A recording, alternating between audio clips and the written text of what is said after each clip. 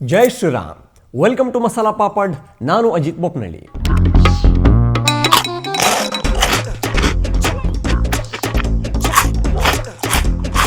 ರಾಷ್ಟ್ರ ರಾಜಧಾನಿ ಡೆಲ್ಲಿಯಲ್ಲಿ ಒಂದು ವಿಚಿತ್ರ ಪ್ರತಿಭಟನೆ ಶುರುವಾಗಿದೆ.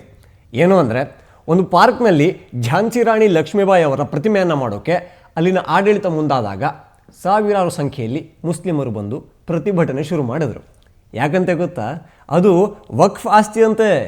अबान भाई, ये जो लोग यहाँ इकट्ठे हैं, किस वजह से लोग इकट्ठा हुए हैं? भाई यहाँ पे जो लोग इकट्ठा हुए हैं अपना एहतजाज दिखाने के लिए इकट्ठा हुए हैं कि ये जो झांसी की रानी की जो मूर्ति लगा रहे हैं ये शाही ईदगाह के बैकग्राउंड में लगा रहे हैं, जहाँ पे दिल्ली की इंडिया की सबसे ज़्यादा एक नमाज होती है ईद की, और यहाँ पे इज्तिमा वगैरह भी होते हैं जो कि पूरी जगह ये यूज़ होती है. नॉर्मली नमाज में इतनी जगह यूज़ नहीं होती क्योंकि बहुत ज़्यादा बड़ी जो है ये मस्जिद है, ठीक है, ईदगाह है शाही. लेकिन बस पॉइंट ये दो लफ्जों में ये इबादत की जगह है. ये सब लोग इकट्ठे इसलिए हुए हैं कि ये मूर्ति कहीं और लगा लें. ईदगाह की जमीन डीडीए की है, हम नहीं कह रहे जमीन डीडीए की है किसी और की है, बस मूर्ति है यहाँ पर न लगाएं बस. तो मूर्ति अगर झांसी की रानी की मूर्ति पार्क में लगाई जा रही है तो उससे क्या दिक्कत है? उससे दिक्कत ये है हमारी इबादत नहीं होती है किसी भी मूर्ति, किसी भी फोटो के आगे पीछे, चाहे आगे हो चाहे पीछे हो, चाहे साइड में हो, चाहे भगवान की हो, चाहे किसी इंसान की हो, या फिर किसी पक्षी की हो, किसी की भी हो, वो चीज़ हमारे अंदर हमारे नमाज के आसपास नहीं हो सकती है. ये एक सिंपल सी कंडीशन है. हमारे को भगवान की मूर्ति से कोई दिक्कत नहीं, हमारे को रानी के झांसी उसके जो सिपाही हैं उससे हमारे को कोई दिक्कत नहीं है. पक्षी की भी अगर होगी मूर्ति तो फिर हमारे को उससे भी आपत्ति है. जहाँ रानी की झांसी से हमारे को पत्ती नहीं है. आप कहीं और से लोकेशन लो, हम खुद बनवाएंगे. फ्रीडम फाइटर है, हम उनकी इज्जत करते हैं. ಅರ್ರೆ, ನಮ್ಮ ದೇಶಕ್ಕಾಗಿ ಹೋರಾಡಿದ ರಾಣಿ ಲಕ್ಷ್ಮೀಬಾಯಿಯ ಪ್ರತಿಮೆಯನ್ನು ನಮ್ಮ ದೇಶದ ರಾಜಧಾನಿಯನ್ನು ನಿಲ್ಲಿಸೋಕೆ ಟೋಪಿವಾಲಾಗಳು ಬಿಡ್ತಾ ಇಲ್ಲ. ಅದೇ ಔರಂಗಬೀಜನ ಜೇಬಲ್ಲ, ಔರಂಗಜೇಬನ. ಓಕೆ, ಆ ಪಾಪಿಯ ವಿಗ್ರಹ ಅಂದಿದ್ರೆ ಮನೆ ಕೂಡ ಬಿಟ್ಕೊಡ್ತಾ ಇದ್ರೇನು. ವಕ್ಫ್ ಅನ್ನೋ ಇಲ್ಲೀಗಲ್ ಬೋರ್ಡ್ ಹೆಸರಿಟ್ಕೊಂಡು ಅರ್ಧ ದೇಶವೇ ನಮ್ಮದು ಅಂತಿದ್ದಾರೆ. ರಾಣಿ ಲಕ್ಷ್ಮೀಬಾಯಿ ಅವರು ಅವರ ಧರ್ಮಕ್ಕೆ ಸೇರಿಲ್ವಲ್ಲ, ಅದಕ್ಕೆ ಪಾಪ ನೋವಾಗುತ್ತೆ. ಧರ್ಮ ಅಷ್ಟೇ ಮ್ಯಾಟ್ರ್ ಅವರಿಗೆ, ದೇಶದ ನಿಯತ್ತಿಲ್ಲದ ಜನ. ಈ ಕಹಿ ಸತ್ಯ ಜಾತ್ಯತೀತ ಹಿಂದೂಗಳ ತಲೆಗೆ ಹೋಗೋದೇ ಇಲ್ಲ. ಅವರ ಕರ್ಮಕ್ಕೆ ಇಡೀ ದೇಶನೇ ಗೌರವ ಕೊಡ್ತಾ ಇದ್ದ ಅಬ್ದುಲ್ ಕಲಾಂ ಅಂತವ್ರನ್ನ ರೋಲ್ ಮಾಡೆಲ್ ಆಗಿ ತಗೊಳ್ಳಲ್ಲ. ಅಫ್ಜಲ್ ಗುರು ಮಾದರಿ ಅಂತೆ ಘಂಟ. ಇದನ್ನು ಪ್ರಶ್ನೆ ಮಾಡಿಕೊಂಡು ಕೋರ್ಟ್ ತನಕ ಹೋದರು. ಆಗ ಕೋರ್ಟ್ ಎಲ್ಲವನ್ನ ಕೇಳಿ ಅಲ್ಲಿ ಝಾನ್ಸಿ ರಾಣಿ ಲಕ್ಷ್ಮೀಬಾಯಿ ವಿಗ್ರಹ ಆಗಲೇಬೇಕು ಅಂತ ತೀರ್ಪು ಕೊಡ್ತು. ಸ್ಟಿಲ್ ಪ್ರತಿಭಟನೆಗಳು ನಡೀತಾ ಇದ್ದಾವೆ. ಅದೆಲ್ಲ ಬಿಡಿ, ನಮ್ಮ ದೇಶದ ಶ್ರೀಮಂತಿಕೆ ಸಾರುವ ಕೆಲವು ಜಾಗಗಳಿವೆ. ತುಂಬ ಹಳೆಯದ್ದು ಐತಿಹಾಸಿಕ ಸ್ಮಾರಕಗಳನ್ನು ಪುರಾತತ್ವ ಇಲಾಖೆ ಕಾಪಾಡಿಕೊಂಡು ಬಂದಿದೆ. ಆದರೆ ಡೆಲ್ಲಿಯಲ್ಲಿ ಪುರಾತತ್ವ ಇಲಾಖೆಯ ಜಾಗ ಕೂಡ ವಕ್ಫೆ ಸೇರಿದ್ದು ಅನ್ನೋ ಹೊಸ ವಾದ ಶುರುವಾಗಿದೆ. ಇಡೀ ಡೆಲ್ಲಿಲಿ 156 ಐತಿಹಾಸಿಕ ಸ್ಮಾರಕಗಳನ್ನು ವಕ್ಫ್ ಬೋರ್ಡ್ ತಂದು ಅಂತ ಹೇಳಿಕೊಳ್ತಾ ಇದೆ. ಆ ಪೈಕಿ ಬಹುತೇಕ ಸ್ಮಾರಕಗಳು ಭಾರತೀಯ ಪುರಾತತ್ವ ಇಲಾಖೆಯ ಸುಪರ್ದಿಯಲ್ಲಿದೆ. ಆ ಸ್ವತ್ತುಗಳನ್ನು ಅಕ್ರಮವಾಗಿ ವಕ್ಫ್ ಬೋರ್ಡ್ ತನ್ನ ವಶಕ್ಕೆ ತಗೊಂಡಿದೆ, ಬೇಲಿ ಹಾಕಿದೆ, ಬೋರ್ಡ್ ಹಾಕಿದೆ. ಅವರು ಭಾರತಕ್ಕೆ ಬಂದು ಕುಂಡೆಯೂರೋದ್ರೊಳಗೆ ಇದ್ದ ಜಾಗಗಳು ಕೂಡ ಅವರದ್ದಂತೆ, ಅವರ ಅಪ್ಪ ಕೊಟ್ಟಿದ್ದ. ಇನ್ನು ಮಧ್ಯಪ್ರದೇಶದ ಭೋಪಾಲ್ನಲ್ಲಿ ವಕ್ಫ್ ಮಂಡಳಿ ಆಸ್ತಿಯೊಂದನ್ನು ವಶಕ್ಕೆ ತೆಗೆದುಕೊಂಡು ಅಲ್ಲಿ ಒಂದು ದೊಡ್ಡದೊಂದು ಕಾಂಪ್ಲೆಕ್ಸ್ ಕಟ್ಟಿತ್ತು. ಆ ವಿಚಾರ ಭೋಪಾಲ್ನ ತಹಶೀಲ್ದಾರ್ ಹತ್ರ ಹೋಯಿತು. ಒಂದೇ ಒಂದು ಮಾತು ಅವ್ರು ಹೇಳಿದ್ದು, ವಕ್ಫ್ ಅತಿಕ್ರಮಣ ಮಾಡಿದ್ದ 27,000 ಚದರ ಅಡಿ ಸರ್ಕಾರಿ ಭೂಮಿಯನ್ನು ಈಗಿಂದೀಗ ವಾಪಸ್ ಕೊಡಬೇಕು. ಭೋಪಾಲ್ ನಗರದ ಹೃದಯ ಭಾಗದಲ್ಲೇ ಇರುವ ಆ ಭೂಮಿಯಲ್ಲಿ ವಕ್ಫ್ ಮಂಡಳಿ ಅಕ್ರಮವಾಗಿ ಕಟ್ಟಿತ್ತಲ್ಲ, ಆ ಕಟ್ಟಡವನ್ನು ನೆಲಸಮ ಮಾಡಲೇಬೇಕು. ಅದು ಕೂಡ ಕಟ್ಟಿದವರೇ JCBಯ ಬಾಡಿಗೆ ಕೊಡಬೇಕು ಅಂತು. ಆ ಭೂಮಿಯ ಮೌಲ್ಯ ಎಷ್ಟು ಗೊತ್ತಾ? 30 ಕೋಟಿ. ಮೋದಿ ಸರ್ಕಾರ ವಕ್ಫ್ ಬೋರ್ಡ್ಗೆ ಮೂಗುದಾರ ಹಾಕುವ ಹೊಸ ಕಾನೂನು ತರ್ತಾ ಇದೆ.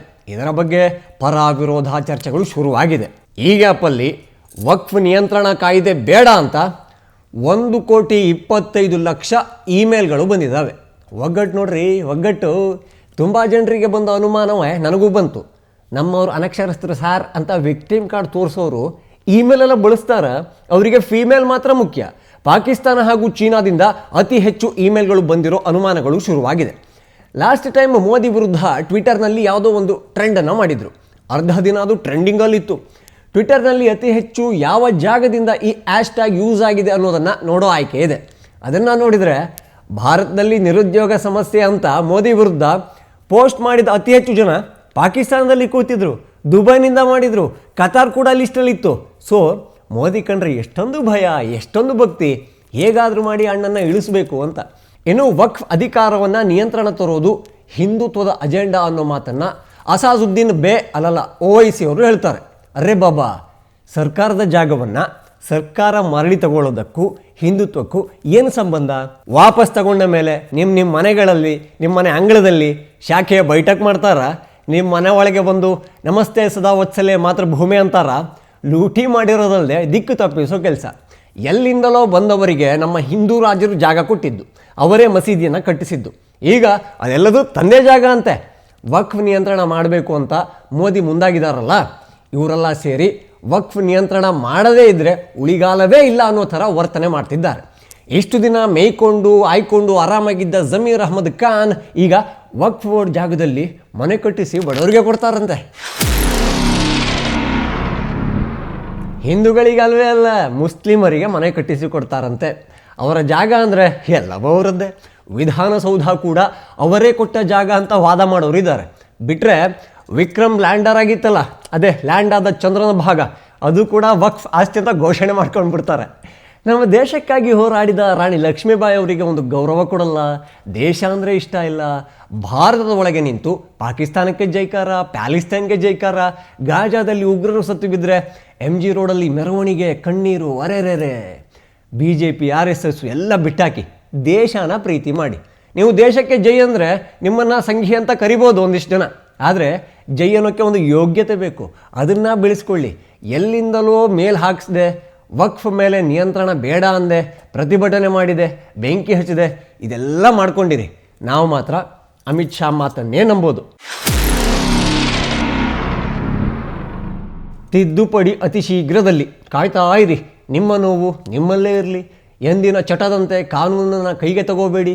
ಬಾಲ ಎಲ್ಲೆಲ್ಲಿ ಬಿಚ್ತಾರೆ ಅನ್ನೋದು ಅಮಿತ್ ಶಾಗೆ ಚೆನ್ನಾಗಿ ಗೊತ್ತು. ಬಿಚ್ಚಿದಾಗ ಚೊಚ್ಚೋದು ಕೂಡ ಗೊತ್ತು.